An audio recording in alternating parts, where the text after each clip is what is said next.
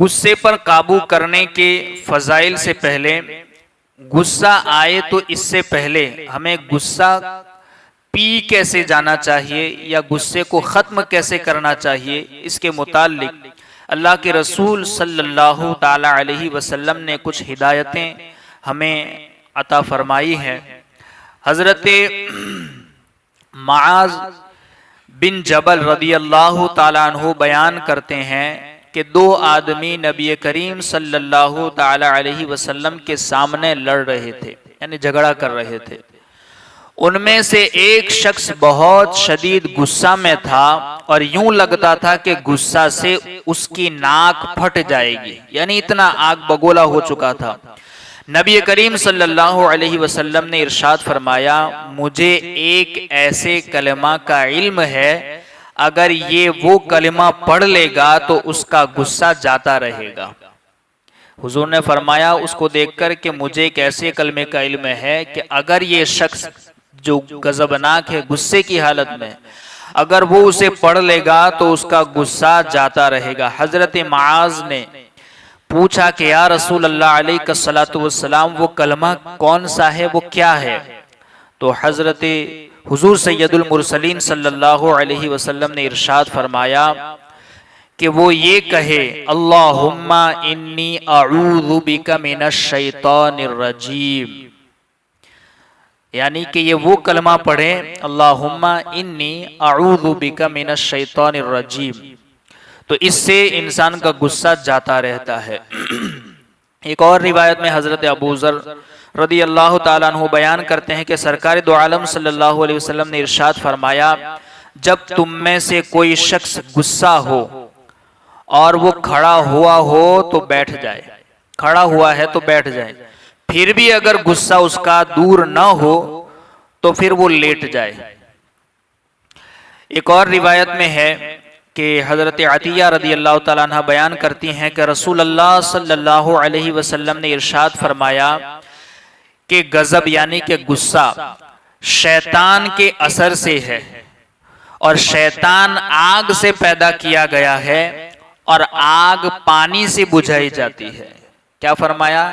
کہ یہ غصہ شیطان کی طرف سے ہے، اس کا اثر ہے،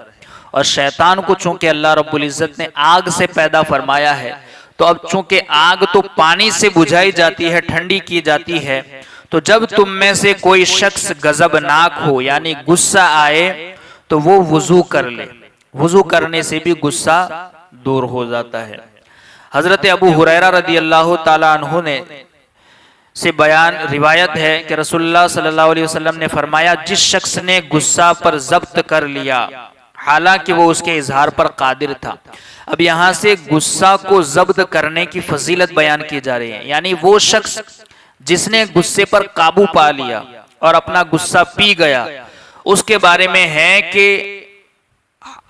کہ وہ شخص جس نے غصہ ضبط کر لیا حالانکہ وہ اس کے اظہار پر قادر تھا، وہ غصہ دکھانے پر قدرت رکھتا تھا مگر اس کے باوجود وہ پی گیا، اللہ تعالیٰ اس کو امن اور ایمان سے بھر دے گا۔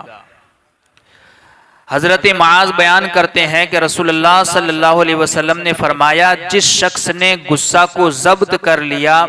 باوجود کہ وہ اس کے اظہار پر قادر تھا، یعنی قدرت رکھتا تھا کہ وہ بدلہ لے یا کسی پر غصہ دکھائے، مگر اس کے باوجود اس نے اظہار نہ کیا، اللہ تعالیٰ اس اور غصے کو پی گیا، تو اللہ تعالیٰ تمام مخلوق کے سامنے اس کو اختیار دے گا کہ وہ جس حور کو چاہے لے لے۔ حضرت عبداللہ رضی اللہ تعالیٰ عنہ بیان کرتے ہیں کہ رسول اللہ صلی اللہ علیہ وسلم نے ارشاد فرمایا کہ تمہارے نزدیک پہلوانی کیا معیار ہے، یعنی سرکار نے صحابہ سے پوچھا کہ تمہارے نزدیک پہلوانی کا معیار کیا ہے، پہلوانی کس کو کہتے ہیں یا پہلوان کون ہے؟ تو صحابہ نے کہا، عرض کیا رسول اللہ، جو لوگوں کو پچھاڑ دے اور اس کو کوئی نہ پچھاڑ سکے۔ تو آپ نے ارشاد فرمایا، نہیں بلکہ پہلوان وہ شخص ہے جو غصہ کے وقت اپنے نفس کو قابو میں رکھے۔ حضرت انس بن مالک رضی اللہ تعالیٰ عنہ سے روایت ہے کہ رسول اللہ صلی اللہ علیہ وسلم نے ارشاد فرمایا، جس نے اپنے غصہ کو دور کیا اللہ تعالیٰ اس سے عذاب کو دور کر دے گا، اور جس نے اپنی زبان کی حفاظت کی اللہ تعالیٰ اس کے عیوب پر پردہ رکھے گا۔ اور اس حدیث کو دیگر حدیث کی کتابوں میں بھی روایت کیا گیا ہے۔ یہاں بھی غصے پر قابو پانے کی چند حدیثیں یعنی 4 حدیثیں ذکر کی گئی ہیں، سماعت فرما لیں۔ حضرت ابو ہریرہ رضی اللہ تعالیٰ عنہ سے روایت ہے کہ سرکار دو عالم صلی اللہ علیہ وسلم نے ارشاد فرمایا، بہادر وہ نہیں جو پہلوان ہو اور دوسرے کو پچھاڑ دے، بلکہ بہادر وہ ہے جو غصے کے وقت خود کو قابو میں رکھے۔ دوسری حدیث حضرت انس بن مالک رضی اللہ تعالیٰ عنہ سے روایت ہے کہ سرکار نے ارشاد فرمایا، جو شخص اپنی زبان کو محفوظ رکھے گا اللہ عز و جل اس کی پردہ پوشی فرمائے گا، یعنی اللہ اس کے عیبوں کو چھپائے گا، اور جو اپنے غصے کو روکے گا قیامت کے دن اللہ تعالیٰ اپنا عذاب اس سے دور کر دے گا،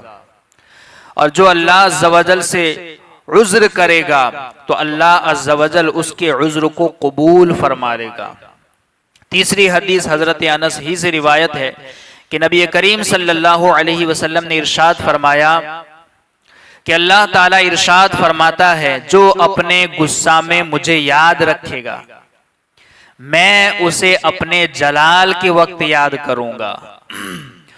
اور ہلاک ہونے والوں کے ساتھ اسے ہلاک نہ کروں گا۔ یعنی کہ جب انسان کو غصہ آئے اس وقت اگر وہ اللہ کو یاد کر لیں اور اللہ کے اس فرمان کو یاد کر لیں کہ وَالْقَاظِمِينَ الْغَيْظَ، تو اللہ رب العزت ارشاد فرماتا ہے کہ کل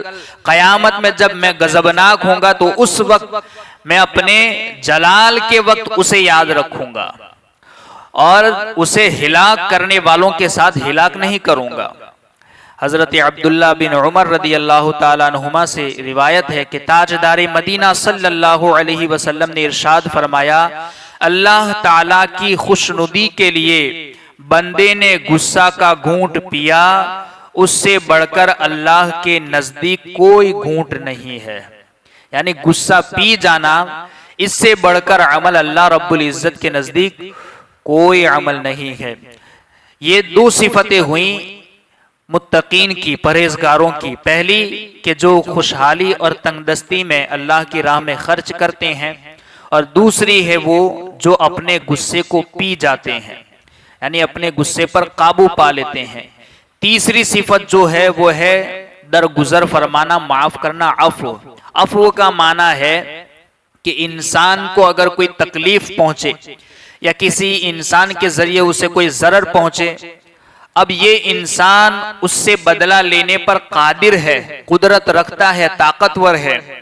مگر اس کے باوجود اگر وہ انسان اسے معاف کر دے تو اسے عفو کہتے ہیں، درگزر کرنا کہتے ہیں۔ اور چوتھی جو صفت ہے وہ احسان کرنا ہے۔ انشاءاللہ تبارک و تعالی 2 صفتیں کل ہم سماعت فرمائیں گے۔ اللہ رب العزت کی بارگاہ میں دعا ہے کہ کہیں سنی باتوں پر ہم سب کو عمل کی توفیق عطا فرمائے۔